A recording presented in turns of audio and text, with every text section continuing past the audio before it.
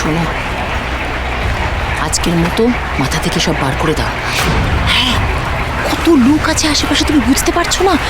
মানে আমার মনে হয় কি, তুমি যে প্ল্যানটা করেছো সেটা এই জায়গার জন্য খুব রিস্কি হয়ে যাবে। তুমি আজকের মতো এই সমস্ত ঝামেলা করো না। তুমি থাকতে দাও না ওদেরকে ওদের মতো। মম, এটাই আমার শেষ সুযোগ। আজ যদি আমি সুধাকে চিরজীবনের মতন শেষ না করতে পারি, তাহলেও আস্তে আস্তে বসু মল্লিক বাড়ির প্রত্যেকটা লোককে হাত করবে। বেবি, আজকের দিনে এইসব ঝামেলা করতে গিয়ে তুমি যদি ধরা পড়ে যাও, ওরা যদি তোমায় চিনতে পেরে যায়, তখন কি হবে বলো? ডোন্ট ওয়ারি মা, কেউ চিনতে পারবে না। সবার সামনে আজ সুধার সর্বনাশ হবে, আমাকে কেউ আটকাতে পারবে না।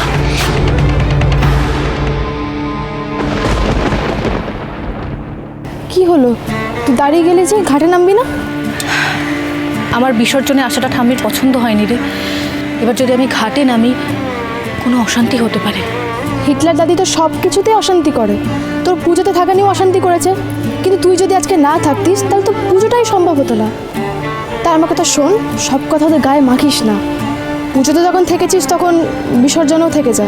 আর এত লোকের মাঝে আমার মনে হয় না হিটলার দাদি কিছু বলবে। তাই চল।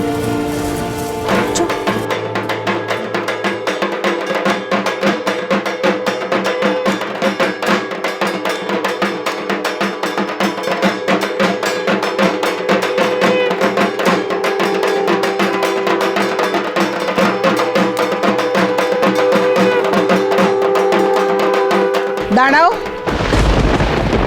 এত হড়বড় করে কোথায় যাচ্ছ? ঠাম্মি, আমি আমি একবার গজানন না, যে ঘাটে আমাদের গজাননের বিসর্জন হবে সেখানে তুমি থাকবে না সুধা।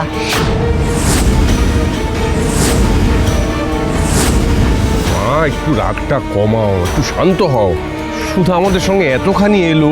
কিন্তু আমি তো ওকে আসতে বলিনি, আমি তো চাইনিও আসুক। কিন্তু বাড়ির বড় নাত বউ সবার মাঝখানে এসেছে, এত নাচ গানও করেছে, যেখানে তোমরা খুব ভালো মতো জানো যে বসু মল্লিক বাড়ির বউ এই সবার মাঝখানে এরকম দেই দেই করে নাচে না। শ্রীমন্তী, শর্মিলা, ওদের তো আমি বিসর্জনে আসতেও অনুমতি দিইনি। শুভ বিবাহ সোম থেকে রবি প্রতিদিন রাত ৯টায় স্টার জলসায় ও ডিজনি প্লাস হটস্টারে।